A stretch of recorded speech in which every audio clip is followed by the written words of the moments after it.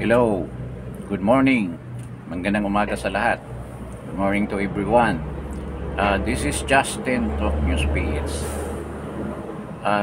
Before anything else, gusto ko lang ilambing ng konti sa inyo.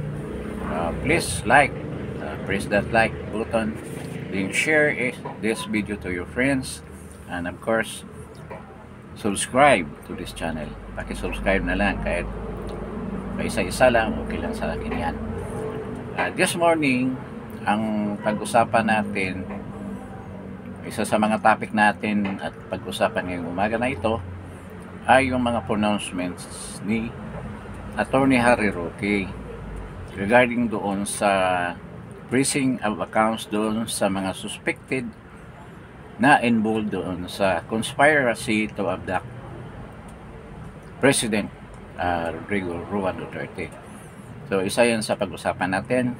Then we will be talking also doon sa mga other aspect dyan sa pagka-detain ni President Duterte sa The Hague, sa Rotterdam.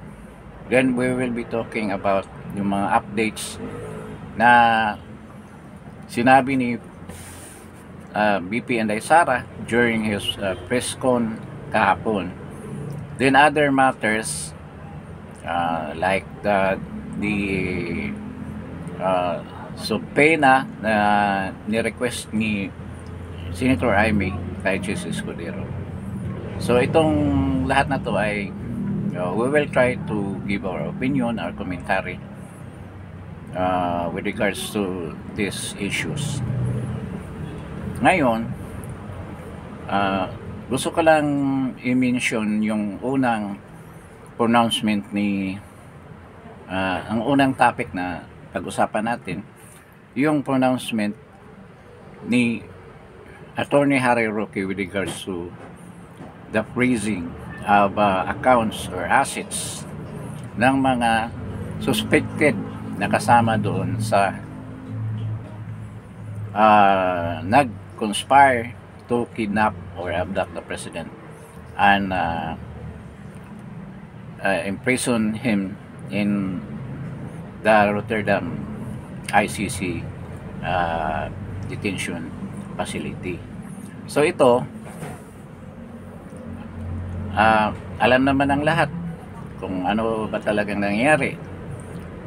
Marami namang mga videos that will show kung paano nila kinabdak si President Duterte at linipad kaagad sa The Hague. So kitang-kita natin kung ang katotohanan na hindi talaga siya dumaan sa tamang due process. So ito ngayon ang basihan doon sa sinabi ni Attorney Roque with regards to the freezing of assets.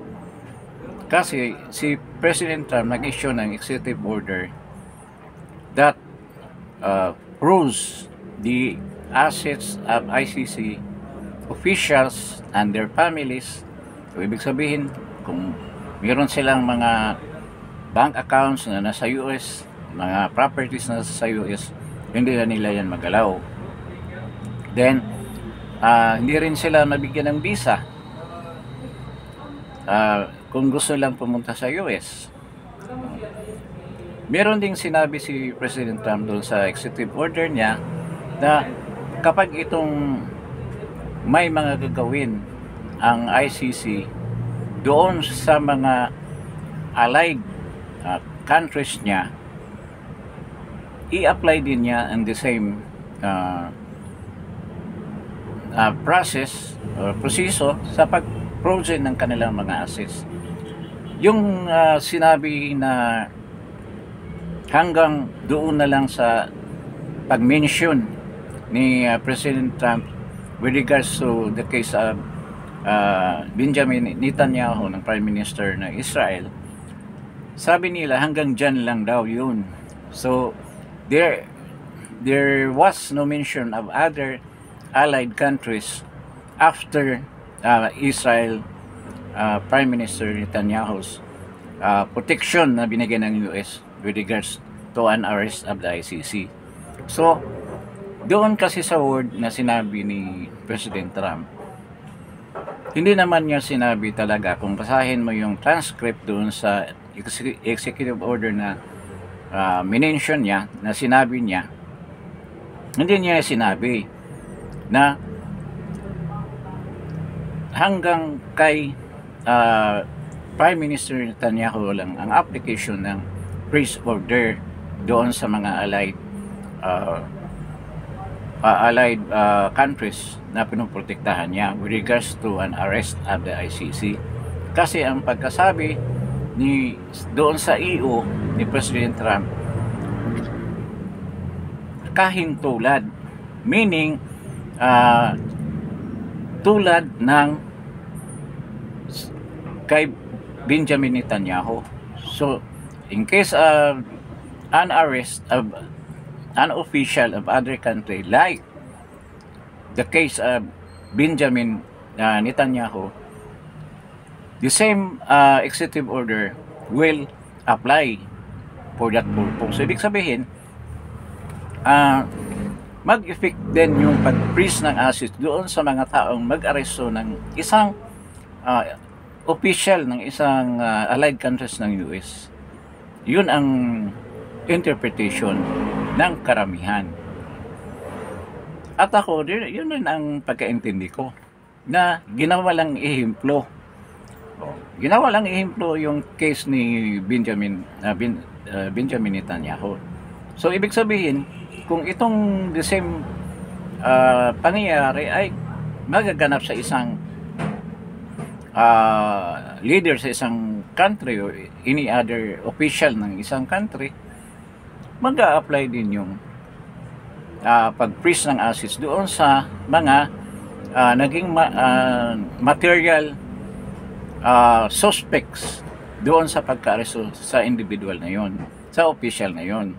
Dito sa kaso ni President Duterte, kung i-consider ni President Trump na mag-apply yung EU niya dito rin sa Pilipinas at sa mga allies niya, mag-apply din yung pag-freeze ng assets ng mga nang tumulong na maganap yung pag-aresto o pag-kidnap o pag-abduct ng isang government official belonging to that country, ang particularly sa Pilipinas na nangyari kay President Duterte. Ngayon, maraming question, allied ba tayo ng US? Of course, allied tayo. Paano natin malaman na allied? Aside from the Mutual Defense Treaty ng MDT na 1951 pa natin nagkaroon ng agreement between the Philippines and the US and the United States of America. It manifests and it is a witness na patuloy tayo nagiging ally ng US. Anong sabi ni Barack Obama? It's an ironclad relation.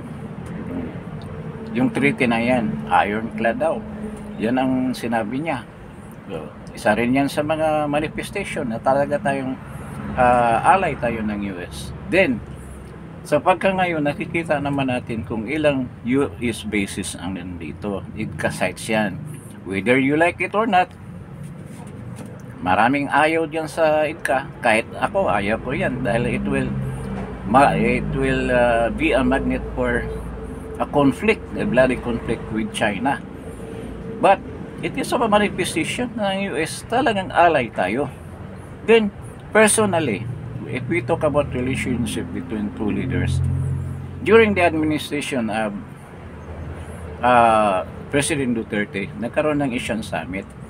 Nagpunta dito si President Trump sa first term niya. Anong na-witness natin? Ang closeness ng dalawang world leader na yan, President Duterte at si President Trump. At hindi lang pagiging leaders ng dalawang bansa ang pinakita nilang relation, but interpersonal relationship. Napaka-close ng dalawang leader na yan. Ngayon, Even Trump, pinupuri pa nga ngayon, noon, yung war on drugs na ginawa ni President Duterte to clean up the streets of Manila and the whole country and prevent the country from turning into a narco state. Yun ang purpose ni President Duterte. Paulit-ulit niyang sinabi na yung ginawa niya para ma-save ang country from that dire situation of being a narco state. Kaya sinasabi pa nga niya lagi yung report ni General Santiago sa PDEA na kung hindi natin mapigilan, hindi pa napigilan ni President Duterte, talagang maging narco state na tayo. Even Ping Lacson said that. So, this is one of the reason din dyan sa sinabi nilang pagkaroon ng mga EJK na hindi naman yan ang katotohanan na nangyayari. Ngayon, dito nga sa relation between the US and the Philippines, talagang klarong-klaro na ally tayo ng US. Ito, inulit-ulit lang natin para mabigyan natin ng laman yung sinabi doon sa iyo na yung mga alay na inaaresto or would be arrested by the ICC, lahat na tumulong niya na maganap yan ay patawan din yan. The same punishment of freezing their assets and the non-issuance of visa papunta ng US. Kung meron kang property sa US, sigurado ma-press yan. Dahil hawak nga ng US halos na banking system sa buong mundo. So, makokontrol nila yan. Once mapasok ang pera mo sa account mo na yan, hindi mo na yan ma-withdraw. Hindi mo na mapakinabangan yan. So, ngayon, ang ibig sabihin, kung susundan natin ang teorya na yan, ang idea na yan, ibig sabihin itong mga taong tumulong na nagplano para maganap yung pag-kidnap at pag-abduct kay President Duterte at dalhin sa Hague, ay nagdidelikado sila na ma-frozen ang assets nila kung susundan natin ang ganyang pag-iisip tungkol dyan sa executive order ni President Trump. Ngayon, ito si Attorney Harry Roque would try to find out kung talagang yan ba talaga ang pag-iisip doon sa yan ba ang espiritu ng executive order ni President Trump, na pati yung mga allies niya na nagkaroon ng ganyang experience ang pag-arrest na inaresto ng ICC ay totoo ba sa kaso ng Pilipinas. Kaya ang gagawin daw niya, susulatan niya ang US State Department at lahat niya doon kung sino itong mga tao, isa-isahin daw niya yan, isulat niya. I don't know kung paanong paraan ang gagawin niya, basta ang sinasabi niya, he will give information doon sa US State Department with regards to this matter concerning the arrest of President Duterte and those who are involved in planning and executing the plan to abduct and kidnap and bring President Duterte to the ICC Hague Detention Cell. So, malalaman lang yan natin kung mag-response ang State Department positively on the request. So, mahantay natin yan kung magiging totoo ba yan or it will be torn down by the State Department. Hindi natin yan alam. Once mag-decide ang State Department, it is the decision of President Trump also. So, malalaman natin yan. Ngayon, kung maging totoo yan, so marami talagang ma-freeze ang assets kasi halos lahat na itong mga government official na to Sigurado ako may mga properties yan sa abroad, particularly sa US. May mga bahay yan, may mga mansion yan doon. At doon sila nag-iipon, nagtatago ng mga pera nila. Doon nila sinisafety.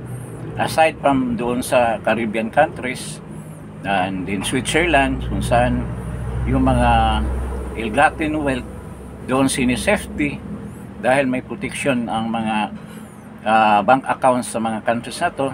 There is a special law na ginawa ng mga countries na to protect bank deposits kahit kanino galing, kahit sinong tao pa yan, basta protektahan lang ang safety and security ng account mo na ipasok mo sa kanila. So magiging delikado ang mga assets na to at saka mga pera na dinala nila doon. So napaka suspended. I mean, parang napaka-thrilling. Napaka-thrilling ng pangyayari. Kasi diyan natin malaman kung ano ba talaga ang decision ng President Trump upon the reset of all this information from the side ng mga Dutertes. Hindi naman siguro hiningi yan ni BP Inday Sara, sariling independent effort lang yan ni Attorney Harry Roque, pero okay naman yung ginagawa niya, di ba? Para malaman natin kung ganyan ba ang ibig sabihin doon sa executive order na inisyu ni President Trump with regards to this matter.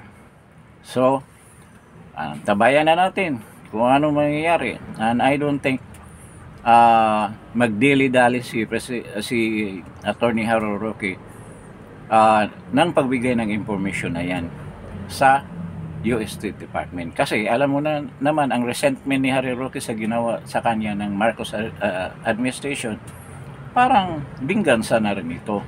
At tama naman ang gagawin ni Harry Roque para mabuyang-yang lahat na katarantaduhan ng ginawa ng mga nagplano at si BBM mismo at yung mga henchmen niya na gumawa ng ganyang kabalastugan, ang pagkidnap ng ating mahal na Pangulong President Duterte. So yun ang topic na yan, nantayin na lang natin kung anong mangyari.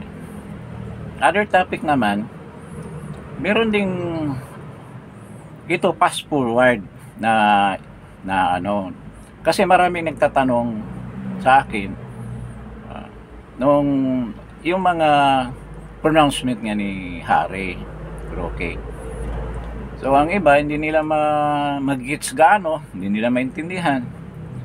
So I will try sa doon sa naintindihan ko rin, I will try to doon para for the sake of my listeners, my viewers, para maintindihan nila ng gusto. At ito rin ang pag-intindi ko at magbibigay rin ako ng opinion at commentaries doon sa mga sinabi niya. Ngayon, fast forward. Ang ibig sabihin, ilagay natin hindi na award o nagdesisyon ang International Court ICC na ipatuloy yung hearing. Kasi merong isang judge, si Judge Pangalanan, na ito rin ang ng daw ni Harry, ito rin ang tawag niyan, nagtuturo sa kanya diyan sa international law na hindi daw papansinin ng ICC or hindi consider kung anong paraan ang pagka-arresto, whether it is may due process or walang due process or illegal yung pagka-arresto at pag-surrender ng isang bansa or isang entity doon sa ICC, hindi daw yan i-consider. So ibig sabihin, yung in due process, yung walang due process sa pagka-aresto ni President Duterte, hindi yun ma-consider ng ICC at ipatuloy pa rin nila yung hearing, yung hearing nga dyan sa ICC, irregardless kung anong means ang ginamit ng gobyerno natin sa pag-aresto sa kanya at hindi siya binigyan ng due process. Hindi yan i-consider. Ang gagawin daw ng korte, itutuloy pa rin yung kaso na yan. Ididinig pa rin yung kaso na yan, but they will make sure na justice will prevail on that hearing. O, ibig sabihin, itutuloy pa rin nila. Hindi nila i-consider yun pagkahuli. So, di ba malungkot na ano yan, na pananalita? Ibig sabihin,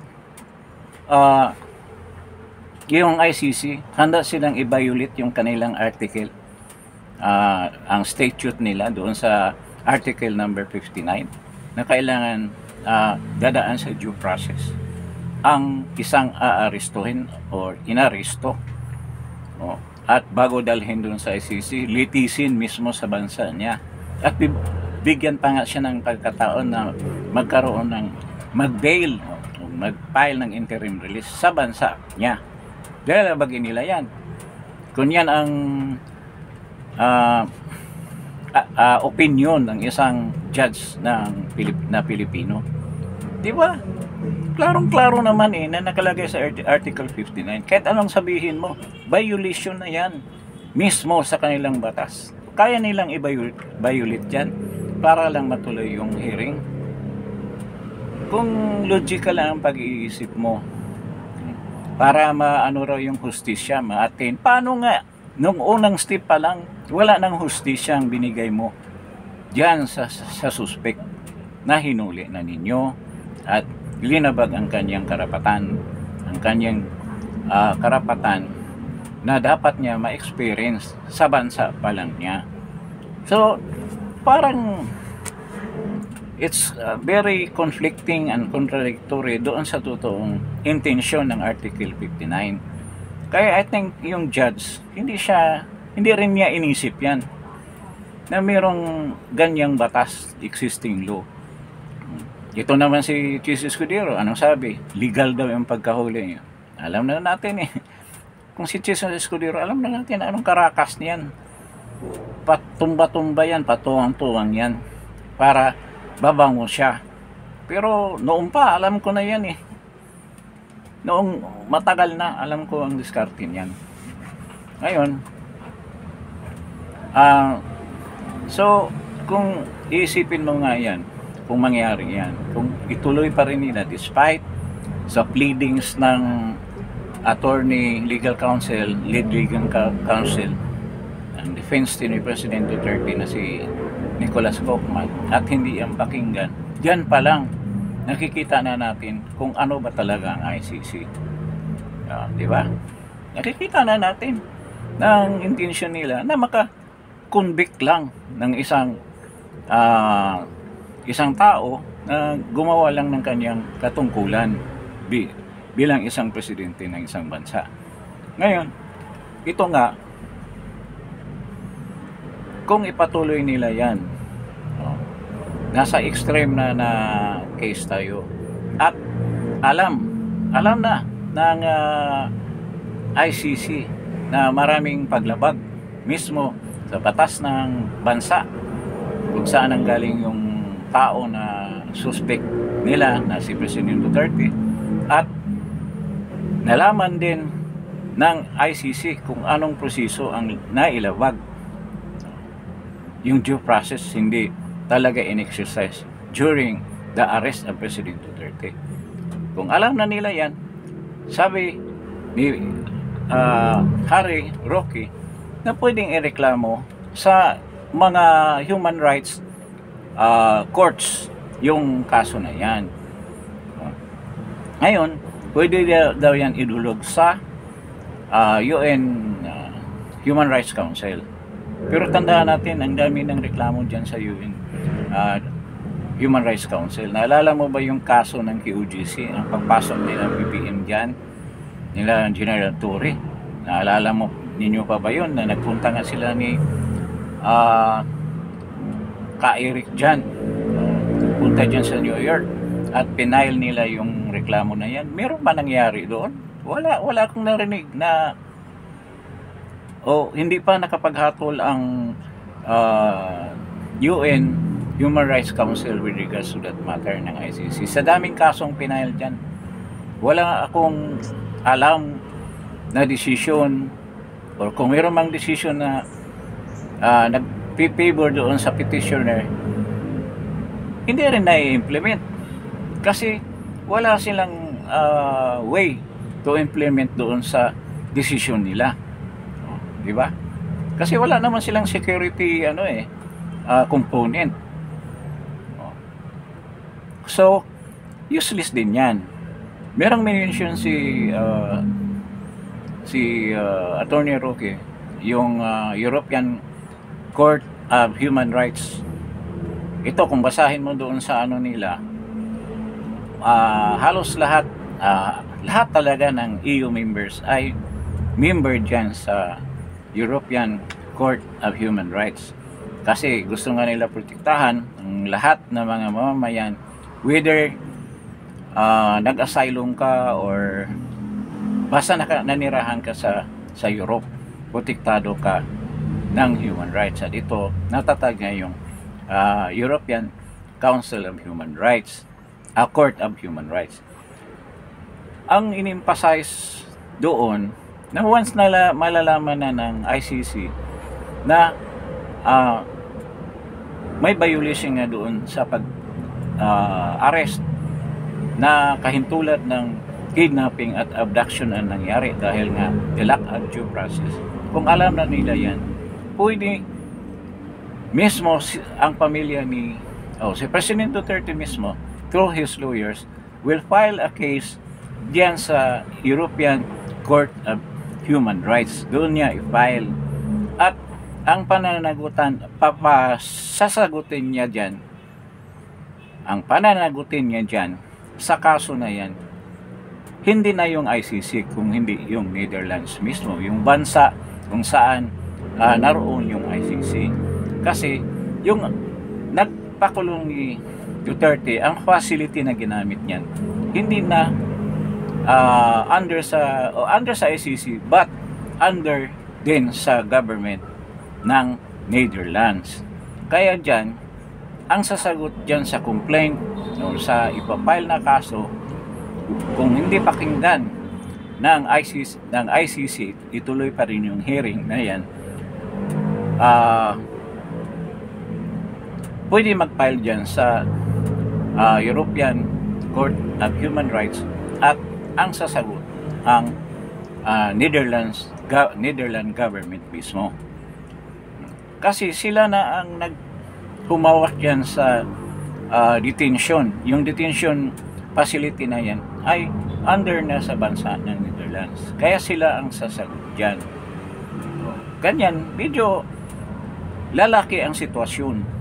Lalaki ang sitwasyon na yan kung mangyari mang hindi pakinggan at hindi exercise yung Article 59. Yun ang mangyari dyan. So, we are looking forward kung mangyari man ito na hindi nila i-honor yan, siguro alam na nila yan nila ni kabisado nila yan alam nila yan, mas alam pa nila kay Attorney Harry Roque, dahil nagpractice sila dyan talaga mismo sa The Hague, sa Netherlands sila nagpractice, at yung mga kaso ng ICC.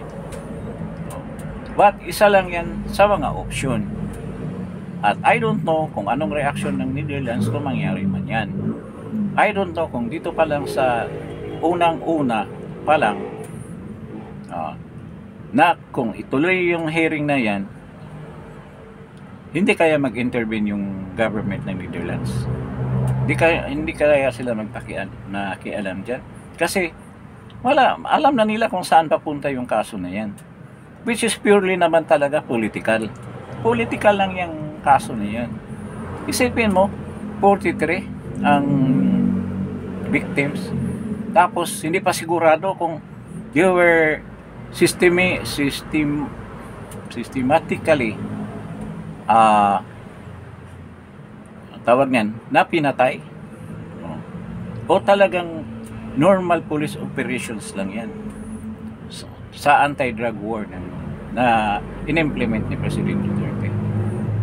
Sa ipoprove pa rin yan sa korte. But before that will happen, mangyayari ngayong question about jurisdiction, yung complementarity, kasi vibrant naman yung courts natin sa bansa natin. At pangalawa, yung violation ng due process, yung injustice na ginawa ng government na noon pinasubalian ni BBM na sila talaga ang nag-request sa ICC na bigay ng warrant of arrest. At ang katotohanan lumabas na mismo si BBM ang nag-request, ang gobyerno natin. Sila nag-issue ng diffusion notice at sila ang mismo nag-surrender ni President Duterte sa ICC. Doon pa lang sa statement ng spokesman nila ng ICC, parang hugas kamay na rin sila na hindi talaga sila ang kumuha, kung hindi ang mismong bansa ang nag-surrender kay President Duterte. So, the height of treachery ang ginawa ni BBM. Right now siguro, dito sa Metro Manila, nababalita sa buong Pilipinas, yung pagka-hospital, I don't know kung totoo. There were allegations na inatake siya. Maraming mga tao rito na mga religious na tumalab na raw yung mga dasal nila. Ano bang dasal ninyo?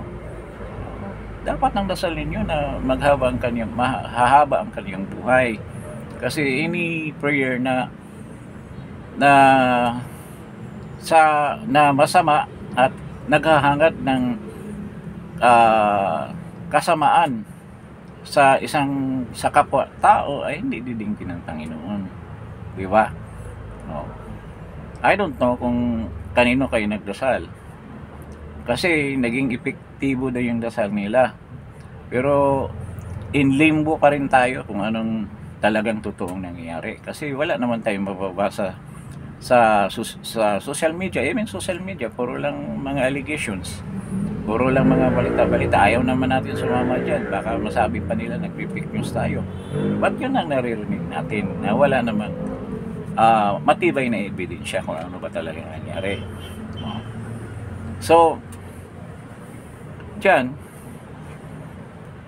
sa kaso na yan, medyo mahaba na yung sitwasyon na yun. Aabot dyan na ma-involve yung Netherlands. But, bali, opinion lang yun. Opinion lang yan. Kung ano bang senaryo, kung yan ang mangyayari. So, isa pa rin, pwede kung Netherlands na ang magiging mananagot dyan sa pagkakulong ni President Duterte at sa patuloy niyang pagkakulong at hindi siya mabigyan ng interim release or completely acquittal or dismissal ng kanyang kaso, pwede ang Pilipinas mismo daw ang mag-demand, mag-file rin ng kaso dyan, the same court, European Court of Human Rights, para i-demand ang pag-release kay President Duterte.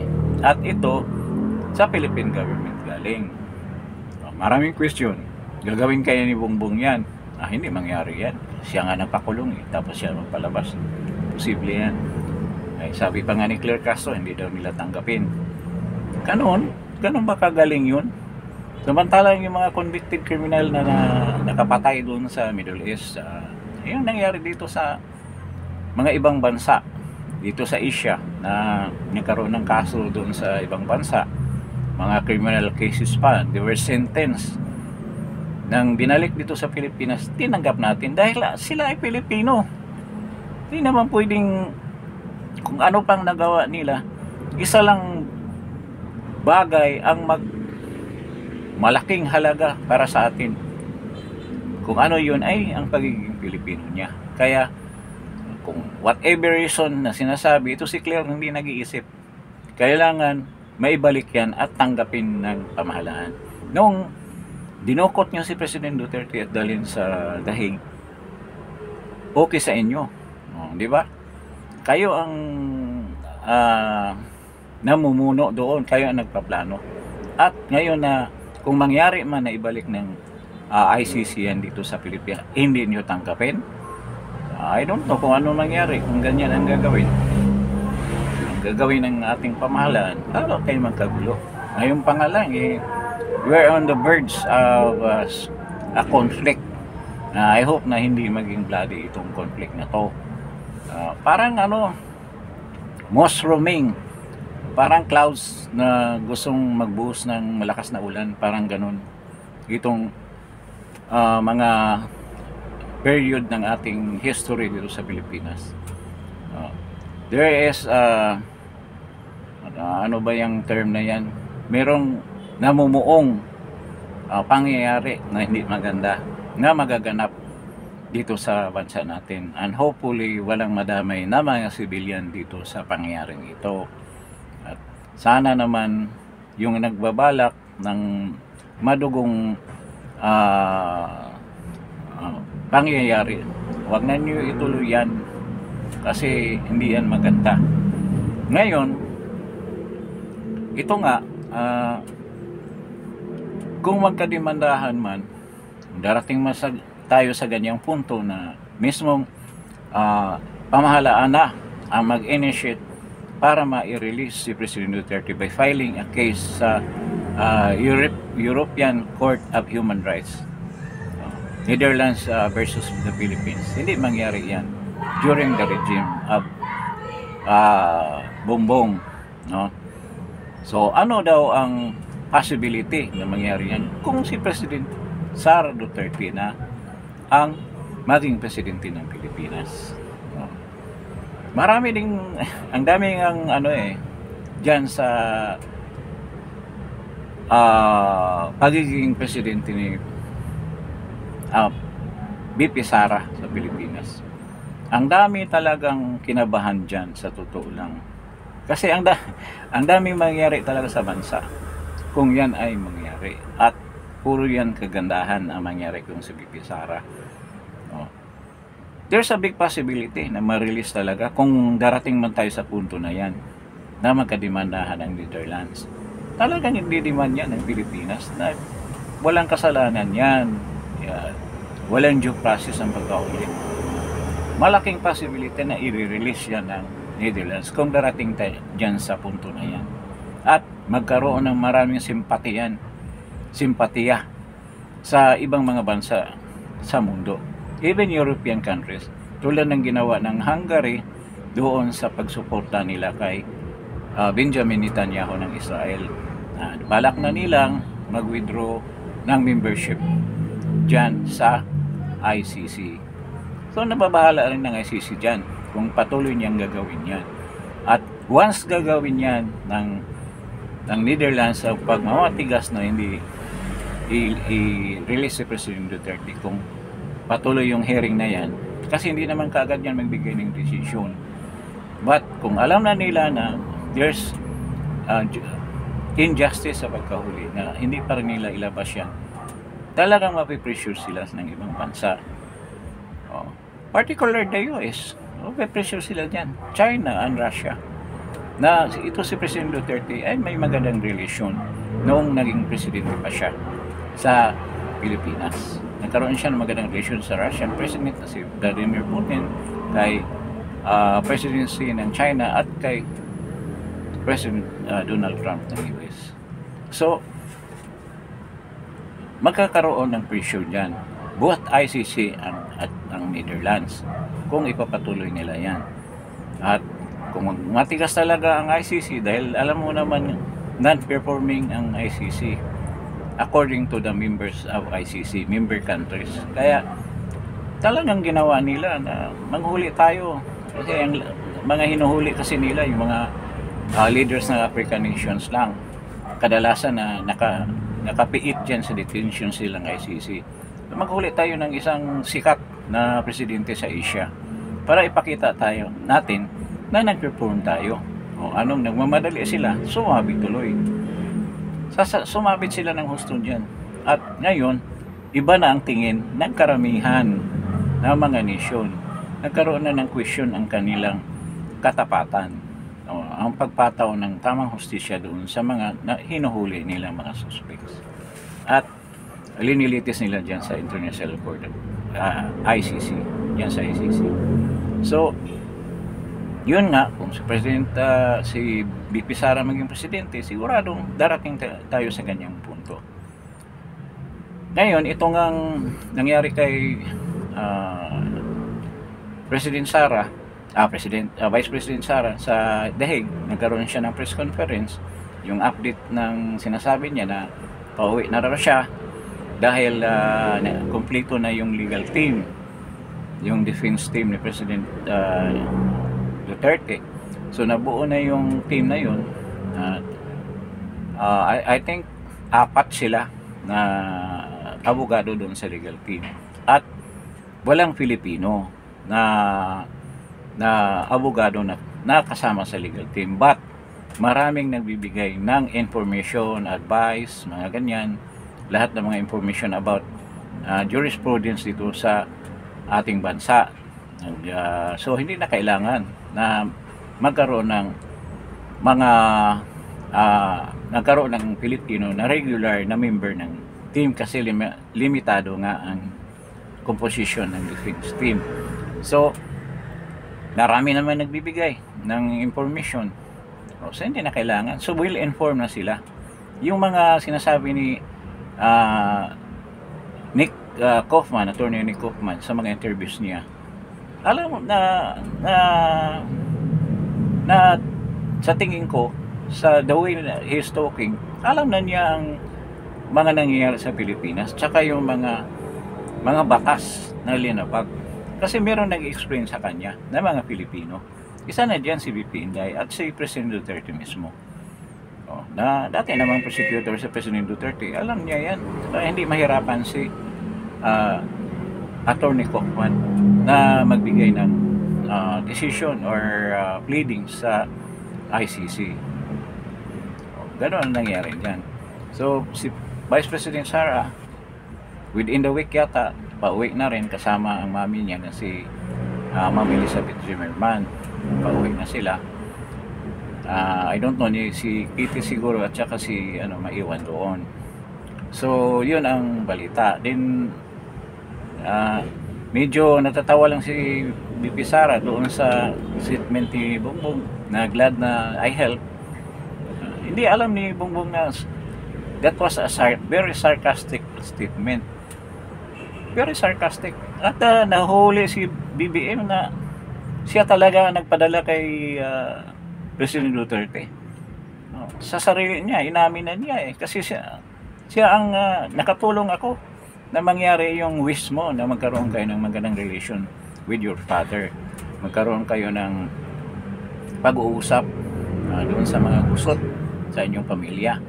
Yun ang pinain ni BP Sara at dinakma naman yan ni BBM through Claire Castro na proud pa kung anong sinabi ni BBM at kung anong pinagsasabi na hindi ko alam, parang mababa pa ang kategorya ni Claire Castro sa mga vlogger na mga balahura. Talagang abogada na wala, parang ano lang siya parang I don't know kung saan galing yan, school. I don't know kung anong environment niyan, kung saan siya lumalaki. Ganyan ang actuations niya. Sa lahat ng mga pananalita niya, even ang punto ng pananalita niya, malalaman mo na parang parang galing believe up. Hindi naman. Marami na matitino dyan. Parang galing ng isang mahirap na magsalita Alam naman natin yung mga batang lumalaki sa magandang asal, nagrerespeto sa mga matatanda. Alam na natin. Pero mayroong mga mga institutions, mga schools na sobra talaga sa mga blighted areas. Dahil nga ang environment nila, galing sila sa magulong area, so nadadala nila sa school. At dahil sa kaiksian ng oras na pamamalagi na sa school, hindi nila na-imbibe yung mga pagtuturo yan sa school. Paglabas nila, balik na naman sila sa magulong mundo nila. Parang galing si Claire Castro sa mga ganyang mundo at tumanim sa isip niya hanggang ngayon. Nakikita yung tunay niya ng pag-uugali. Sorry na lang, parang hindi maganda yung pagpalaki ng mga magulang sa kanya. Wala siyang wala siyang, instead na ipapakita mo gaano ka desente, gaano ka diplomatic, gaano ka fair yung PCO, yung presidente, wala iba ang impression ng tao. Nabaliktad. Kaya tingnan mo sa survey results.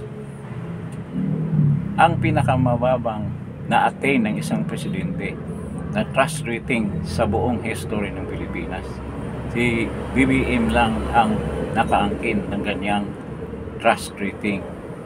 Kita mo? Yan ang resulta sa pagiging balahura. So, ito naman yung regarding doon kay Jesus Escudero na nagpapalusot pa siya na yung dalawang dalawang subpena na pinasa ni maraming subpena na pinasa ni Senator Amy, pero hindi yan inaksyonan ni Jesus Escudero. Yung dalawa lang binigay niya doon sa legal department ng Senado para pag-aralan. Bakit kailangan pa pag-aralan? Samantala yung Kongreso, nakita mo sinong nagko-contempt doon? Si Paduano immediately. Sinong bibigay ng subpoena? Si Paduano lang. Tapos ikaw, kailangan ipadaan mo pa sa Alam mo naman kung gaano ka importante yung hearing na yan. Pero alam, siyempre masisira yung boss mo kung patuloy yung hearing na yan. Kaya susundin mo si Bersamin kung anong pinagsasabi. So nakikita na talaga yung karakas mo kung sino ka ba talaga. Nakikita natin. Ito, lumabas na. Tingnan mo rin sa survey, bagsak din kasi naramdaman na ng tao na hunyaango ito si Jesus Escudero. Pahay ang tula, nagtutula yan habang nagsasalita. Pero yung mga sinasabi niya, puro panluloko lang yan sa totoo lang. Mga tao dinideceive niya sa mga sinasabi niya, pero sa totoo, kay Lisa pa rin yan. Di ba? Waiter pa rin siya ni Lisa kahit anong mangyari. But I don't know kung anong gagawin niya ngayon na unti-unting gumuho na itong Castillo ni BBM ng pamilyang Marcos. Yung mga pangarap nila na forever Marcos, forever Romualdez, forever Araneta ay mabubuwag na yan ultimately. Unti-unti na yang nabubuwag. Hindi ba kaya ito tatalo na naman sa ibang ibang grupo para malinis ang kanyang pangalan? Yun ang hiling nitong Escudero na to. Parang tulpo rin yan pare-pareho lang mga mukha niyan. So doon sa huling pananalita ni VP Sara sa press conference niya, inikayat niya tayong lahat na ibubuto ng straight ang senatorial bids ni President Duterte. Nakausap na rin niya si Senator Robin at mag-iisip daw siya habang papunta na rito sa Pilipinas kung paano siya makatulong sa campaign ng mga kandidato ni President Duterte. Isa lang Vice President Sara, sumama ka sa kampanya. Yung buwid na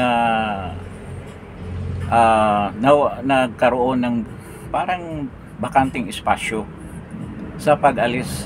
Kaya nga yun ang ginawa nila para mawala na yung factor ng Duterte, which is ang kay President Duterte. But ngayon dahil nandiyan si VP Sara at siya naman talagang importante in the future na politics ng mga Duterte, si VP Sara. So kailangan during the campaign nandyan siya, kasama dyan sa campaign. At ito nang pampatay diyan sa alyansa. Kung kasama na si VP Sara sa mga sorties, mga campaign sorties ng senatorial bids ng PDP Laban, lalong didikit ng husto, dumikit sa isipan ng mga tao ang black voting, vote straight PDP Laban, sigurado yan. Once present si VP Sara at malapit na yung huling stretch ng campaign.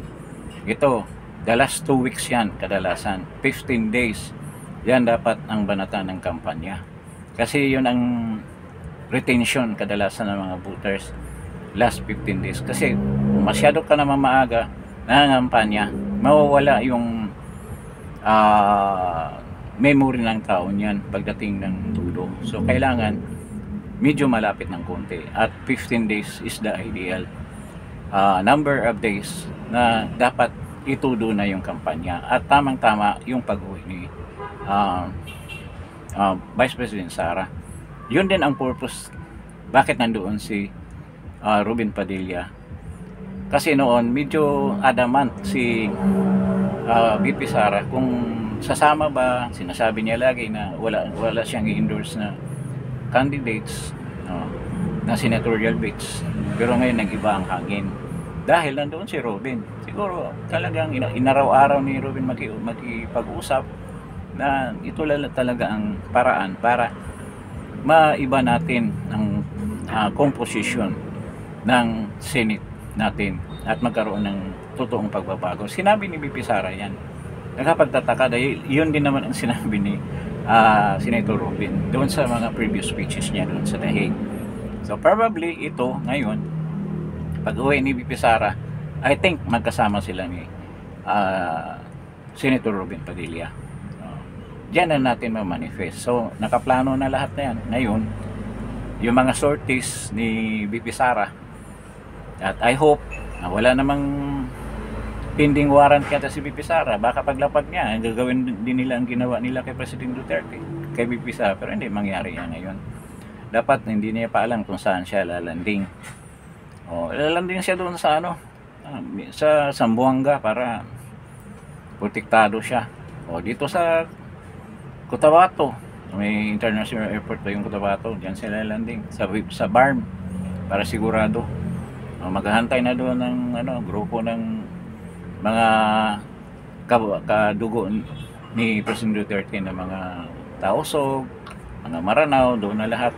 Nag-ipon-ipon kayo doon para salubungin si Vice President Sara.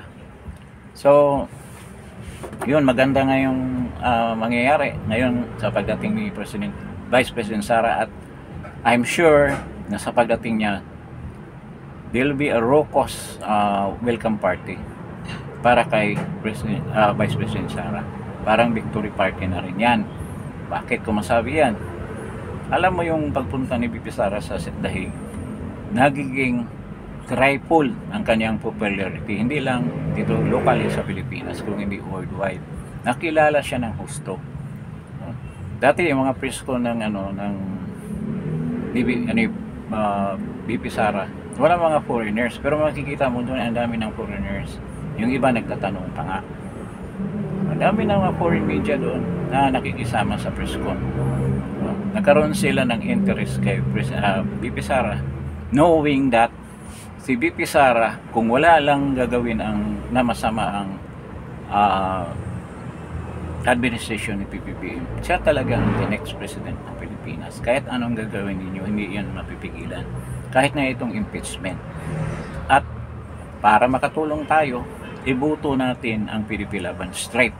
Yan lang talaga ang protection na makontribute natin para kay VP Sara, para protection against impeachment. Yung mga summon na nila pinadala kay Jesus Escudero, matitest din natin si Jesus Escudero kung yung kay Libanan na summon na pinadala doon sa kung aaksyonan ni Jesus Escudero, babaliin yung sinabi niya ng June 2 talaga ang start ng impeachment hearing. So malalaman natin yan. So antabayan na natin. Actually, marami na akong narinig ng mga organizers na preparing for the arrival of VP Sara, and I'm sure sa arrival na yan, marami rin, halos lahat siguro ng senators nandoon para salubungin siya. So, malaking event yan. Dapat tayo mga nagbabalita, alerto tayo sa ganyang sitwasyon para handa tayong spread yung balita na yan sa mga viewers natin at mga would-be viewers. So, yan lang ang bibigay kong information dito naman sa Metro Manila. Marami naghahanda kasi hindi pa namin alam kung saan siya lalanding. But yung mga insiders alam na nila kung malapit na talaga, 24 hours or ilang hours na lang, doon nila i-announce yan. Alam mo naman, for security purposes. Ngayon, yun lang ang ano natin, bantayan natin ang pagdating ni VP Sara. So siguro medyo mahaba na itong vlog na to, mahaba na itong pinag-usapan natin, but let's keep on fighting para sa ating presidente at let's keep supporting ang presidente natin na one day soon we will bring him home and we welcome him here in the Philippines. Yun naman kagustuhan niya, sabi nga yan, gusto niya dito na mamatay sa Pilipinas. At yan, with the grace of God, mangyayari yan. At tayo patuloy lumaban para sa kalayaan ng ating bansa na unti-unting nawala sa atin. So with this, maraming salamat sa pagdalo ninyo. But before anything else, I would like to request sa mga bago nating viewers to like, share, pakishare sa mga kaibigan ninyo at kahit pakunti-kunti lang na subscription. Please subscribe to this channel and para ma-notify kayo, press that notification bell para anytime na meron tayong bagong vlog, may inform kayo kagad. So with this, maraming salamat. This is Justin Top News PH. Thank you and good morning sa lahat.